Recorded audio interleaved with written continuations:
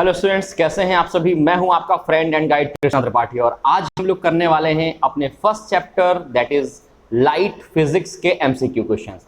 आज हम लोग बहुत छोटा सेशन रखेंगे जिसमें लगभग मैं 20 क्वेश्चन आपको एमसीक्यू कराऊंगा जो आपके टर्म 1 में आपको 100% सक्सेस दिलाएंगे। और ये समझ लीजिए कि अगर आपने ये वीडियो देख लिया है तो टर्म 1 में जो आपके लाइट चैप्टर का जो भी क्वेश्चन बनेगा, न्यूमेरिकल बनेगा या एमसीक्यू बनेगा, वो इन्हीं में से कुछ ना कुछ क्वेश्चन से रहेगा। और मैं बड़े दावे के साथ कहता हूं कि अगर आपने इसको पूरा मन लगाकर देखा हुआ है या जो भी इसका हम दूसरा पार्ट लेके आए हैं, दोनों पार्ट आपने बहुत ध्यान से देखे हुए हैं, तो आपको आपके रिजल्ट को बूस्टअप करने में ये हेल्प करेंगे। तो चलिए हम लोग क्रैक करते हैं अपना टर्म 1, स्टार्ट करते हैं अपने फर्स्ट क्वेश्चन की तरफ।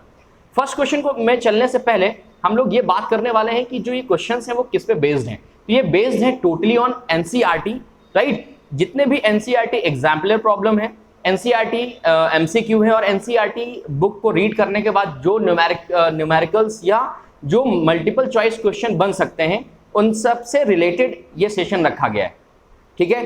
तो आओ शुरू करते हैं। आज केवल हम लोग 20 क्वेश्चन अप्रोच करेंगे, फिर इसके बाद अगर आप सभी का सपोर्ट रहा, आप सभी ने सपोर्ट किया, अच्छा रहा व्यू, तो हम लोग इसका दूसरा पार्ट लेके आएंगे, ठीक है।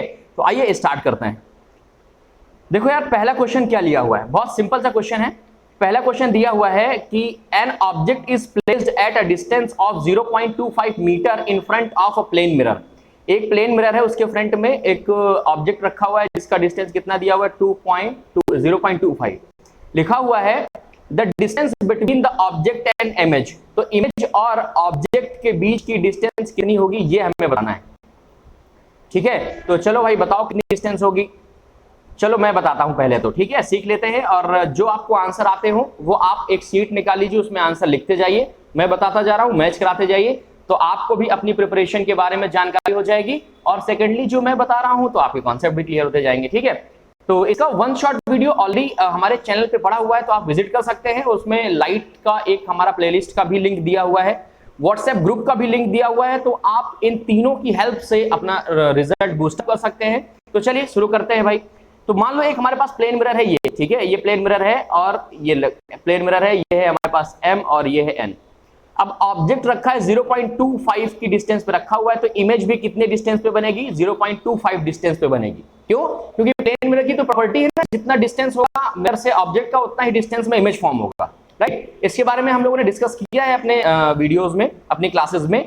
तो हम लोग अगर बात करें कि what is the distance between, तो ध्यान दीजिएगा, इस वर्ड को बहुत ध्यान से पढ़िएगा, बिटवीन वर्ड को, क्योंकि बच्चा क्या करता है, 0.25 मीटर ऑब्जेक्ट को देखता है तो वो पता है क्या टिक करके चलाएगा, पहला ऑप्शन टिक कर देता है क्या, कि 0.25 मीटर पे इमेज बनेगी। तो ये सही है, लेकिन क्वेश्चन क्या कह रहा है, what is the distance between object and mirror, object and image. तो 0.25 प्लस 0.25 कितना हो गया, 0.5 मीटर। तो इसका जो करेक्ट ऑप्शन होगा that is option number C, और ये हमारे पास लॉक कर दिया हमने, ठीक है। चलो भाई आगे बढ़ते हैं। अगला जो हमारा क्वेश्चन है बच्चे लोग, वो क्या कह रहा है, कह रहा है the angle of incident for a ray of light having 0 reflection angle. किसी भी रिफ्लेक्शन फिनोमेना में आर की वैल्यू कब 0 होगी, एंगल ऑफ किसकी, रिफ्लेक्शन की वैल्यू 0 कब होगी। तो ये हम बहुत अच्छे से जानते हैं कि जब हम इंसिडेंट एंगल की वैल्यू क्या कर दे, 0 कर दे, तो एंगल ऑफ रिफ्लेक्शन ऑटोमेटिक 0 हो जाएगा।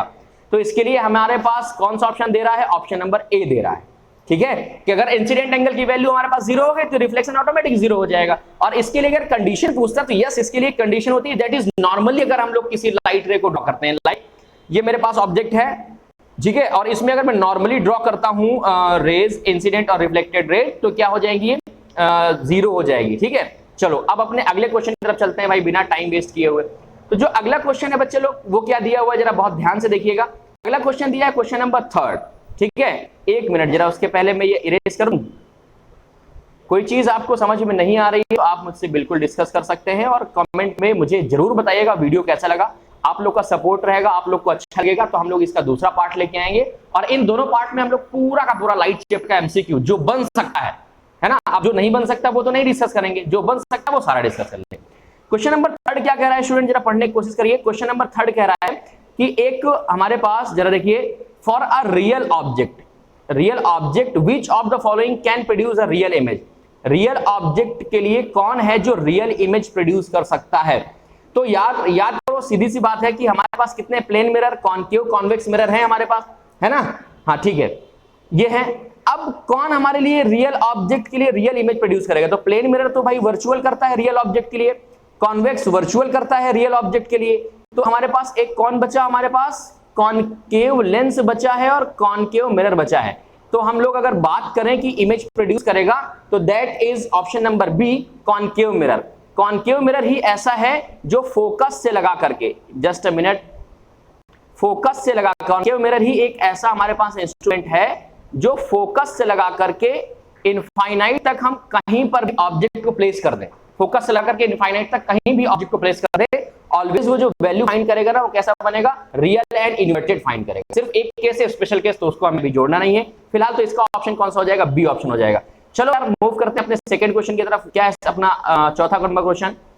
देखो फटाफट इसका आंसर लोग लिखते जाइएगा सभी का, है ना? फिर बाद में मैच करेंगे, ठीक है? दिख रहा होगा आई होप। चलो क्वेश्चन नंबर क्या दिया हुआ है? क्वेश्चन नंबर 4 दिया, which of the following mirror is used by dentist. यार कितनी बार ये क्वेश्चन कराऊं मैं, कितनी बार क्वेश्चन कराऊं? सीधी सी बात है, concave mirror use as a dentist या for examining the small cavity. दांतों को मसूल देखने के लिए क्या करता है? वो कॉनकेव मिरर लगाता है। कैसे कॉनकेव मिरर लगाता है भाई? कॉनकेव मिरर कब सबसे बड़ी इमेज फॉर्म करता है? जब उसमें फोकस और कैसा पोल के बीच में कोई ऑब्जेक्ट आए, तो वो जो कॉनकेव मिरर एग्जामिन करता है लगा के आपके दांत में, तो वो उसका फोकल लेंथ और जो उसका कौन सा होता है पॉइंट, फोकस पॉइंट और पोल, उसके बीच में आपके दांत को रखता है। इस वजह से दांत की बहुत बड़ी इमेज बनती है, राइट? तो हम लोग डेंटिस्ट की तरीके किसका यूज करते हैं? कॉनकेव मिरर का यूज करते हैं। चलो अगले क्वेश्चन की तरफ चलते हैं विदाउट वेस्टिंग योर टाइम। लिखा हुआ है an object at a distance of 30 centimetre. बहुत स्पेशल क्वेश्चन है, इंपॉर्टेंट क्वेश्चन है। ये क्वेश्चन होते हैं जो रीजनिंग बेस्ड क्वेश्चन कहलाते हैं, ठीक है? क्योंकि अगर आपने कंसेप्ट अच्छे से पढ़ा है तो ही आप इस क्वेश्चन का क्लियर आंसर दे सकते हैं, ठीक है? और अगर नहीं पढ़ा है तो प्रॉब्लम हो जाएगी आपके लिए। चलो थोड़ा सा ध्यान से पढ़िएगा। लिखा हुआ है, जरा ध्यान से पढ़ो क्या लिखा हुआ है। लिखा हुआ है कि एक हमारे पास ऑब्जेक्ट है और कहां पर प्लेस है? Distance of 30 centimetre from a concave mirror. एक हमारे पास कॉनकेव मिरर है, जस्ट अ मिनट मैं इसको बना लेता हूं। एक देखो ये हमारे पास एक क्या है? कॉनकेव मिरर है, ठीक है? ये कॉनकेव मिरर मतलब कन्वर्जिंग मिरर है, ठीक है? ओके, कॉनकेव मिरर है जिस 30 सेंटीमीटर पे इसका ऑब्जेक्ट रखा हुआ है। ऑब्जेक्ट कहां रखा हुआ है? 30 सेंटीमीटर, मतलब इसके बीच की डिस्टेंस कितनी है? 30 सेंटीमीटर, ठीक है? फिर कह रहा है गेट ए इमेज सेम पॉइंट, मतलब जो इमेज बन रही है वो कहां पर? सेम पॉइंट पे बन रही है, सेम प्लेस पे इमेज बन रही है, ठीक है? The focal length of the mirror, तो मिरर की फोकल लेंथ क्या होगी?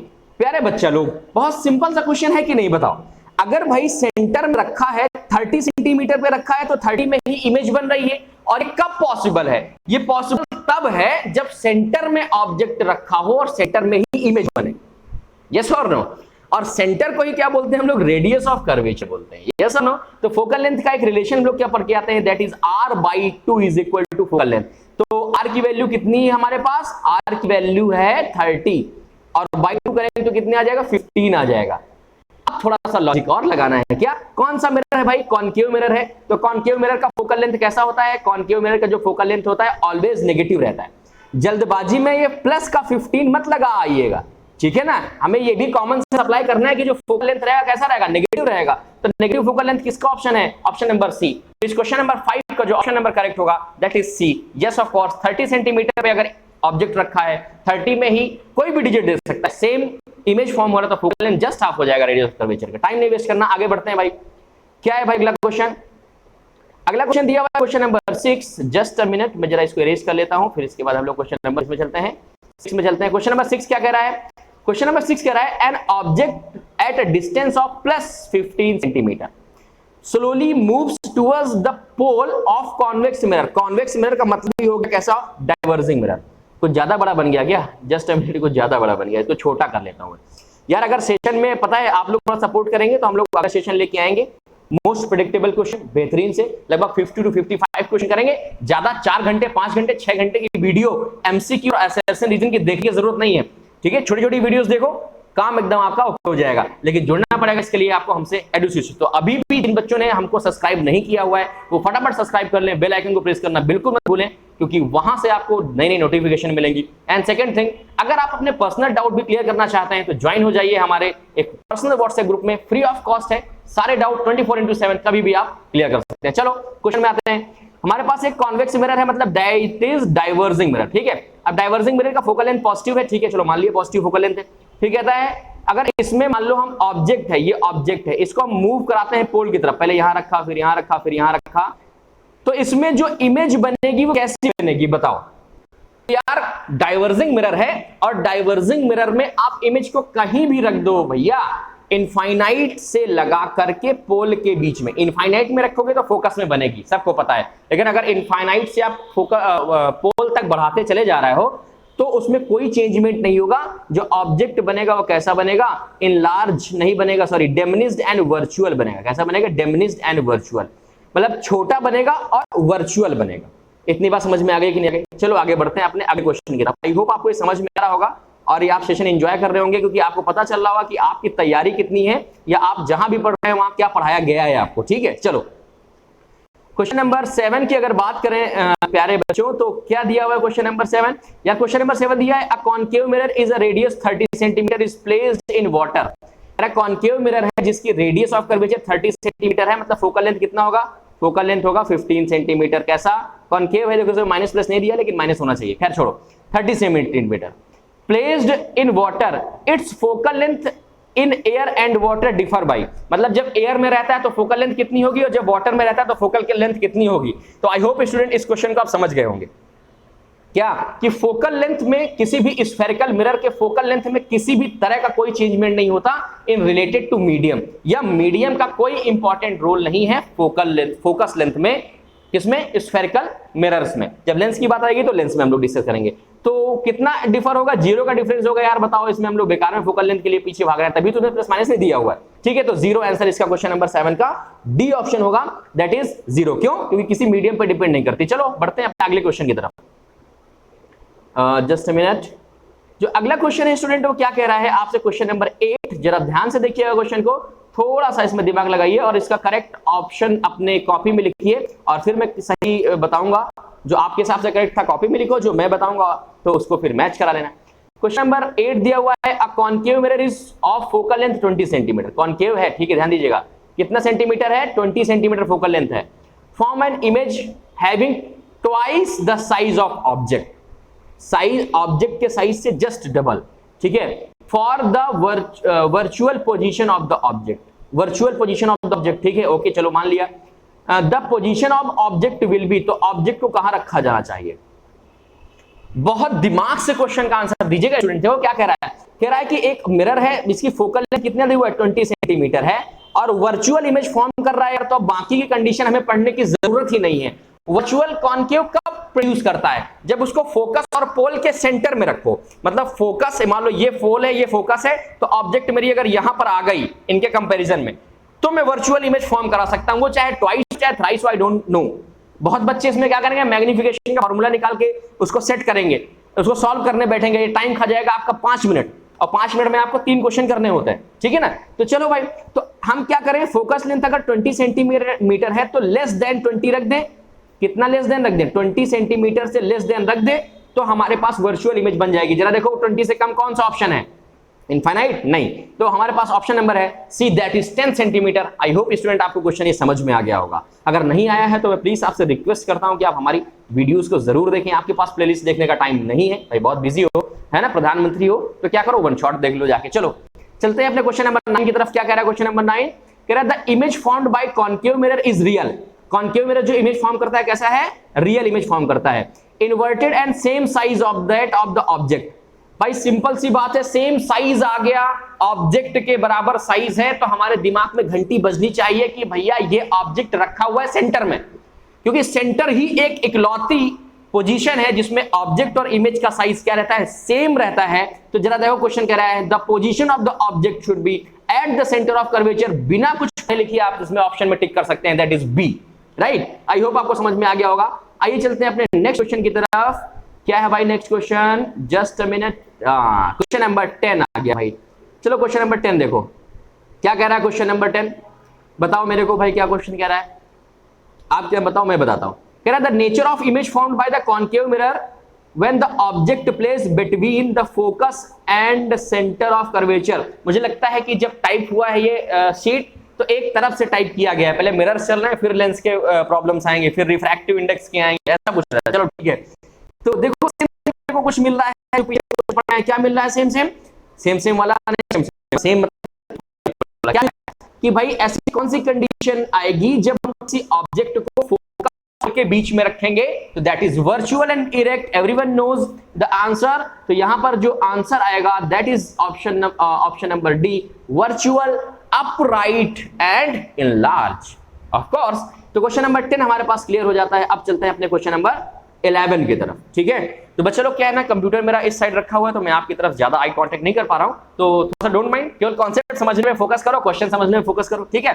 क्वेश्चन नंबर 11 क्या कह रहा है, कह रहा है the nature of image formed by a convex mirror when the object distance of mirror is less than the distance between pole and focus point F of the mirror would be. बड़ा simple है, किसकी बात कर रहा है, ये कर रहा है कॉन्वेक्स की। तो कॉन्वेक्स में जो इमेज बनेगी वो ऑलवेज कैसी बनती है, वर्चुअल बनती है, अपराइट बनती है और डेमनिस बनती है। इसमें मत इनलार्ज कोई लगा देना, ठीक है ना। तो इसके लिए जो ऑप्शन हो जाएगा सी ऑप्शन हो जाएगा। सारे क्वेश्चन देखो एक दूसरे से रिलेट कर रहे हैं, और जहां तक क्वेश्चन बनने की पॉसिबिलिटी है एनसीईआरटी बुक से, वहां तक के क्वेश्चन हमने बनाए हैं, ठीक है। मतलब आपने इतना पढ़ लिया ना, एक तरफ से मैं आपको करा रहा हूं सारे कॉन्सेप्ट, तो कुछ आपको ज्यादा पढ़ने की जरूरत नहीं है और टॉप करोगे भाई, भरोसा रखो, है ना। चलो आगे चलते हैं अपने अगले क्वेश्चन की तरफ। अगला क्वेश्चन नंबर क्या है, क्वेश्चन नंबर 12। क्या कह रहा है क्वेश्चन नंबर 12, जरा देखो क्या कह रहा है भाई। कह रहा है if a man's face is 25 centimetre, थोड़ा सा ध्यान देना, अच्छा क्वेश्चन है, बहुत प्यारा क्वेश्चन है। अगर समझ में नहीं आए तो कमेंट जरूर बता देना। If a man face 25 centimetre in front of the concave और shaving mirror produce erect of 1.5 times, मतलब 0.5 गया, फिर 0.5 गया, फिर 0.5 गया, मतलब कितना टाइम्स बन रहा है, उसके हाफ से छोटा बन रहा है, तो इसका मतलब कितना, 3 टाइम्स गया ना। 0.5 क्या होता है, हाफ होता है, तो फेस हाफ से 3 टाइम्स लेस गया, तो फोकल लेंथ क्या होगी बताओ। तो 3 टाइम्स 25 का 3 टाइम्स कितना होता है, 75। कितना सिंपल है, तो जो इसका आंसर आएगा कितना आएगा, 75। इंपॉर्टेंट क्वेश्चन है, इंपॉर्टेंट लगा लेना जरा। क्या कि अगर किसी व्यक्ति का फेस कॉन्केव मिरर में या सेविंग मिरर के सामने रखा हुआ है और वो प्रोड्यूस कर रहा है कितना, 25 सेंटी, तो उसका जो फोकल लेंथ होगा वो कितना होगा, अगर 1.5 मतलब 1.5 गुना का मतलब 1 2 3 टाइम्स, यही तो हुआ, 1.5 गुना अगर इनलार्जमेंट प्रोड्यूस कर रहा है। ओके, तो फोकस कितना होगा, 3 टाइम्स हो जाएगा, 75 सेंटीमीटर, किलोमीटर ग्राम। चलो अगले क्वेश्चन की तरफ बढ़ते हैं। आई होप आप लोग सेशन को एंजॉय कर रहे होंगे। अगर एंजॉय कर रहे हैं तो लास्ट में बोल रहा हूँ, एक बार शेयर कर दीजिए फ्रेंड के साथ। आपका सपोर्ट चाहिए तभी अगले सेशन हम लोग लेके आएंगे, सपोर्ट के अकॉर्डिंग देखेंगे, और आई होप कि आपको इससे बहुत ज्यादा बेनिफिट मिलने वाला है। चलो क्वेश्चन नंबर 13 क्या कह रहा है, क्वेश्चन नंबर 13 कहता है दोस्तों, a light travels from rare to denser medium it will have. एक लाइट है वो रेयर से कहां जा रही है, डेंसर मीडियम में जा रही है, तो इसका ऑप्शन कह रहा है इंक्रीज इन वेलोसिटी। यार सिंपल सी बात है, अगर रेयर से डेंसर में जाएगी तो वेलोसिटी इंक्रीज करेगी, मैंने आपको पढ़ाया हुआ है। Decrease velocity, sorry decrease in velocity होगा, ठीक है ना, ये नहीं होगा। इंक्रीज मतलब बढ़ना, डिक्रीज मतलब कम होना, तो ये हो जाएगा हमारे पास डिक्रीज वेलोसिटी, वेलोसिटी कम होगी। इस बार कह रहा है decrease wavelength, yes of course, velocity कम होगी तो वेवलेंथ कम होगी। आपने साउंड चैप्टर क्लास 9 में पढ़ा तो वेवलेंथ के बारे में जानते हैं। दो क्रस्ट के बीच में या दो थ्रू के बीच में जो डिस्टेंस होती है ना, उसे बोलते हैं वेवलेंथ। लाइक मैं एक आपको स्ट्रक्चर बना के दिखाता हूं कि क्या हो गया, मान लो ये इस तरह से वेवलेंथ होती है, तो इनके बीच का जो डिस्टेंस रहेगा ना, ये कहलाता है वेवलेंथ। और अगर वेलोसिटी कम होगी, तो वेवलेंथ भी क्या हो जाएगी, कम हो जाएगी, ठीक है ना। तो हमारे पास जो ऑप्शन होगा कौन सा होगा, option number that is B and option number C. कोई है, यस डी कह रहा है मैं हूं, तो इसमें जो करेक्ट ऑप्शन होगा वो होगा option number B and option number C. कैसा लग रहा है क्वेश्चन आपको, अच्छे लग रहे हैं? चलो आगे करो और अपने आप को टेस्ट करते जाओ, ठीक है। चलो भाई क्वेश्चन नंबर 14 क्या कह रहा है, क्वेश्चन नंबर 14 हम लोग 14 की तरफ चलते हैं। इसके पहले जो हम लोग टिक करे हैं बहुत सारे, उनको हटा देते हैं। क्वेश्चन नंबर 14 कह रहा है the angle of incidence I and reflection are equal in a transparent slab when the value of I. देखो भैया रिफ्रैक्शन की तरफ बढ़ रहे हैं हम लोग, ठीक है ना। क्या कह रहा है कि किसी भी ट्रांसपेरेंट स्लैब में जो एंगल ऑफ इंसिडेंट होगा एंड एंगल ऑफ रिफ्लेक्शन होगा वो कब इक्वल होगा, कोई बता सकता है? जैसे ऑफ कोर्स अगर परपेंडिकुलर डालोगे यार तो इक्वल होगा। अभी पढ़ा के आया हूं पीछे में वीडियो के चैप्टर में, जब मैंने वीडियो दिया है लाइट का, ठीक है। तो परपेंडिकुलर मतलब 90 डिग्रीज डालोगे तो है क्या कहीं 90 डिग्रीज, ओके जब एंगल ऑफ इंसिडेंट और एंगल ऑफ रिफ्लेक्शन की वैल्यू क्या हो, 0 हो, 90 डिग्री मत कर देना, ठीक है ना, क्योंकि इंसिडेंट एंगल और रिफ्रैक्शन एंगल किसके साथ बनाता है, नॉर्मल के साथ बनाता है स्टूडेंट, और नॉर्मल के साथ 90 डिग्री बनाएगा तो कैसा आ जाएगा, वो हॉरिजन के प्लेन की सरफेस पे आ जाएगा। तो इसका जो करेक्ट आंसर होगा वो कौन सा हो जाएगा, दैट इज 0 डिग्रीज। और इसमें बच्चे बहुत कंफ्यूज होंगे, बहुत सारों का जो डाउट होगा कि सर 90 डिग्रीज होना चाहिए ना। क्वेश्चन क्या कह रहा है, कह रहा है incident I and reflected R is equal to, तो एंगल की बात हो रही है और एंगल नॉर्मल के साथ बनते हैं, नॉर्मल के साथ जब 0 बनेगा तभी ऐसा पॉसिबल है, ठीक है, मतलब 90 डिग्रीज पे जब डालेंगे, चलो ठीक है 90 डिग्रीज पे ड्रॉ करेंगे, लेकिन वो 90 डिग्रीज एंगल नहीं है इंसिडेंट का, वो नॉर्मल का एंगल, ठीक है ना। चलो क्वेश्चन नंबर 15 की तरफ बढ़ते हैं। क्वेश्चन नंबर 15 क्या कह रहा है, तो हम लोग 15 की बात कर लेते हैं। चलो 15 का आंसर आप लोग नोट कर लो फटाफट अपने बुक में, जो आप लोग चेक कर रहे हैं कि क्या हो सकता है, तो इसके बाद फिर आगे बढ़ते हैं। क्या कह रहा है भाई, क्वेश्चन कह रहा है कि द रिफ्रैक्टिव इंडेक्स में भी आ गया, चलो भाई, the refractive index of transparent medium is greater then 1 because, किसी भी ट्रांसपेरेंट मीडियम का जो रिफ्रैक्टिव इंडेक्स होता है वो 1 से बड़ा होता है। ऐसा क्यों होता है भाई, चलो तो ऐसा इसलिए होता है क्योंकि हम लोग जब किसी सिंगल मीडियम का रिफ्रैक्टिव इंडेक्स निकालना होता है तो हमारे पास रिफ्रैक्टिव इंडेक्स कौन सी होती है, एब्सोल्यूट रिफ्रैक्टिव इंडेक्स। नहीं समझ में आया, मतलब कि हम वैक्यूम से किसी सेकंड मीडियम का अगर रिलेट कराएं तो उससे हम लोग क्या बोलते हैं, एब्सोल्यूट रिफ्रैक्टिव इंडेक्स बोलते हैं दोस्तों, यस और नो, मतलब कि speed of light in vacuum upon में speed of light in medium, yes और नो, तो उस मीडियम का रिफ्रैक्टिव इंडेक्स निकल के आता है। तो उस मीडियम का रिफ्रैक्टिव इंडेक्स 1 से ग्रेटर कब होगा, हाँ ये 1 से ग्रेटर तब होगा बच्चा लोग जब स्पीड ऑफ लाइट नहीं है, लाइट है, ठीक है, स्पीड ऑफ क्या, लाइट, स्पीड ऑफ लाइट क्या हो जाएगी हमारे पास, इक्वल होगी speed of light in transparent medium. क्यों भाई, हमारे पास फॉर्मूला क्या होता है, speed of light in vacuum upon में speed of light in medium. तो जब इन दोनों की वैल्यू सपोज दैट 1 1 है, सेम वैल्यू होगी, तभी ये कट करके कितना बनाएंगे, 1 बनाएंगे रिफ्रैक्टिव इंडेक्स, ठीक है, ये 1 से ज्यादा बनाएंगे। तो इस तरह से हम लोग कह सकते हैं कि इसमें जो हमारे पास करेक्ट ऑप्शन है, जो यार करेक्ट ऑप्शन ये नहीं होगा, ये छिपा हुआ है, मुझे लगा भी ये है ऑप्शन। देखो speed of light in vacuum is greater than speed of light in transparent medium, simple सी बात है, ये 1 बनाएगा। ये जो मैंने कंडीशन बताई सेम सेम वाली, तो ये 1 बना देगा ना यार, और हमें चाहिए क्या, मोर देन 1 या ग्रेटर देन 1। तो ग्रेटर देन 1 की वैल्यू कब आएगी, जब हम लोग, अच्छा फ्रैक्शन तो जानते हैं ना, फ्रैक्शन में जब न्यूमरेटर की वैल्यू ज्यादा होती है डिनोमिनेटर से, तभी वैल्यू 1 से ज्यादा आती है, यस और नो। तो बस सपोज दैट तुरंत इसी का अंदाजा लगा दो कि यहां पर हमें वैक्यूम में जो स्पीड ऑफ लाइट चाहिए वो क्या चाहिए, वो ज्यादा चाहिए speed of light in medium. तो इसके लिए जो ऑप्शन करेक्ट होगा that is option number B correct होगा, speed of light is vacuum is greater than speed of light in transparent medium, कोई भी मीडियम हो सकता है, ठीक है, कंफ्यूज मत होना। और समझ में आ गया ना 1 क्यों चाहिए, फिर से मैं बता देता हूं, अगर हम सेम वाला पढ़ेंगे कि same speed of light vacuum और मीडियम में सेम रहेगी तो वो मीडियम ही नहीं चेंज होगा, ठीक है। दूसरी बात 1 1 दोनों की वैल्यू आएगी तो ये 1 आ जाएगा, हमें चाहिए ग्रेटर देन 1, तो हमें न्यूमरेटर की वैल्यू को बड़ा करना पड़ेगा, और न्यूमरेटर की वैल्यू तब बड़ी होगी जब वैक्यूम में स्पीड ऑफ लाइट इंक्रीज करेगी। आई होप समझ में आ गया, ज्यादा टाइम वेस्ट नहीं करेंगे आपका। चलो चलते हैं अपने नेक्स्ट क्वेश्चन की तरफ, एंड क्वेश्चन नंबर 16 क्या है भाई, क्वेश्चन नंबर 16 चलो देखते हैं भाई, दिख रहा होगा आई थिंक आपको क्वेश्चन नंबर 16 क्या दिया हुआ है। फिर रिफ्रैक्टिव इंडेक्स की बात आ रही है, क्या कह रहा है, कह रहा है the refractive index of water is 1.33, ठीक है, the speed of light in water will be, तो speed of light in water क्या होगा, अरे तो सिंपल सी बात है यार, हम लोगों ने रिफ्रैक्टिव इंडेक्स पढ़ा हुआ है speed of light in air, yes no, C upon में speed of light in medium. तो सी की वैल्यू हमें पता है 3 × 10⁸, और n की वैल्यू कितनी दिया हुआ है, n की वैल्यू दिया है 1.33, मतलब 1.33 इज इक्वल टू 3 × 10⁸ मीटर पर सेकेंड अपॉन में speed of light in water. इसको जब ट्रांसपोज कराओगे ना यार, तो जो सोल्यूशन निकलेगा वो क्या निकलेगा, वो निकलेगा 2.26 निकलेगा ना। सॉल्व करो एक बार फटाफट, चलो सॉल्व करो, मैं सॉल्व करके बैठा हूं। तो क्वेश्चन नंबर यस, तो इसका जो वैल्यू निकलेगा वो कितना आएगा, 2.26। मैंने आपको पैटर्न बना दिया है, इसका जो आंसर निकलेगा वो ये निकलेगा। आई होप कैसे करना है ये समझ गए होंगे। मेन इंपॉर्टेंट कंसेप्ट क्या है, क्वेश्चन क्या कराना चाह रहा है और मैं कैसे करेंगे वो मैं सिखा रहा हूं आपको, ठीक है। चलो क्वेश्चन नंबर 17 पे आ जाते हैं। क्वेश्चन नंबर 17 क्या कहता है भाई, क्वेश्चन नंबर जो 17 है ना वो क्या कह रहा है, जरा देखो क्वेश्चन नंबर 7 क्या कह रहा है, पढ़ो भाई क्वेश्चन को। कह रहा है you are given 3 media A B C of refractive index 1.33, 1.65, 1.45।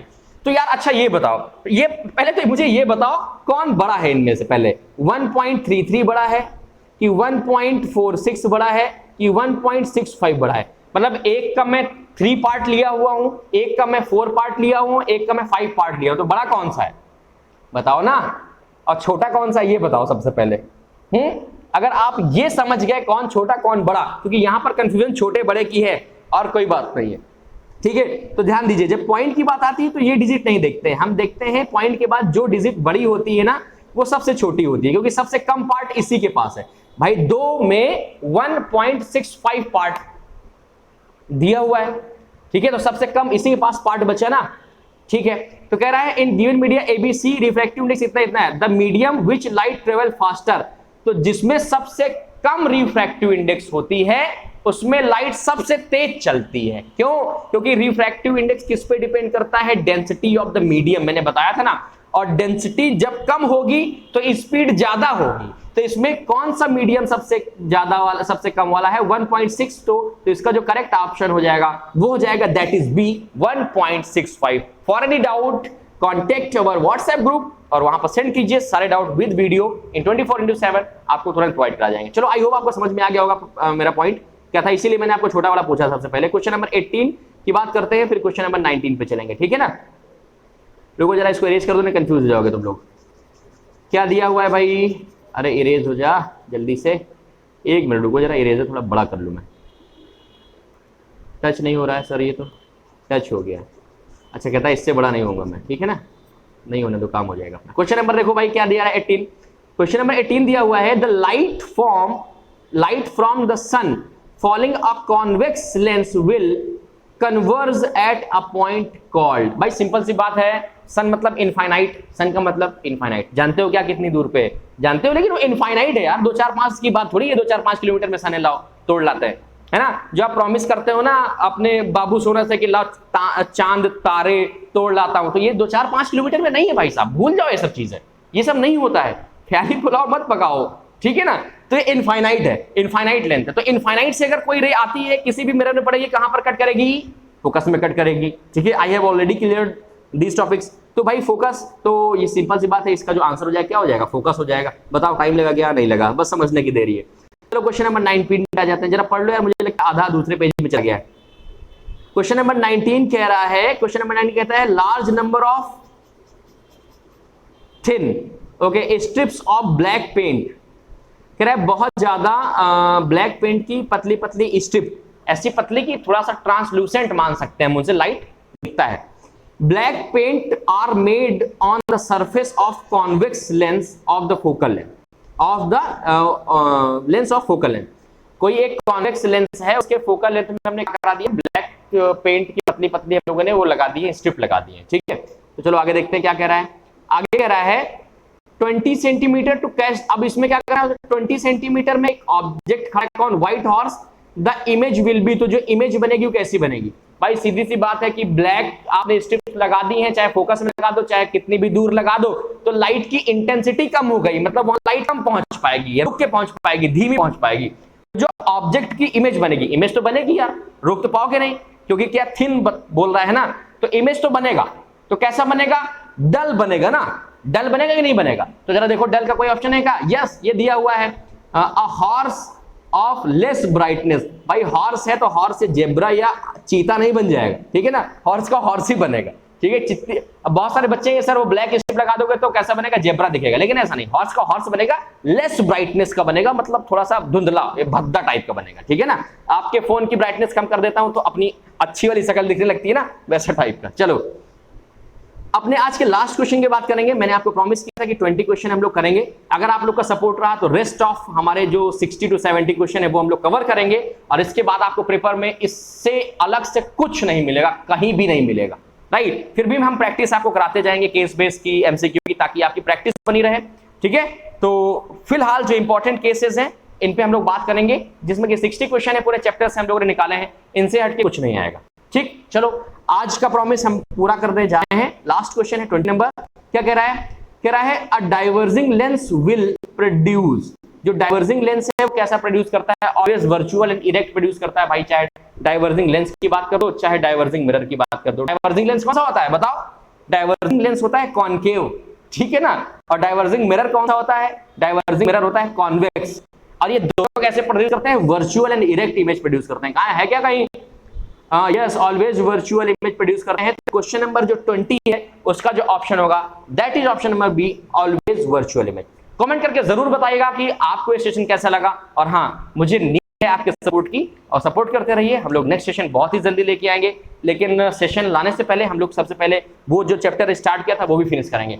I hope आपने सेशन को एंजॉय किया होगा, और मेरी बेस्ट विशेष है आपके लिए, ठीक है। तो थैंक यू फॉर सपोर्ट और thank you for watching. Bye bye, टाटा, टेक केयर, हंसते रहिए और मुस्कुराते रहिए।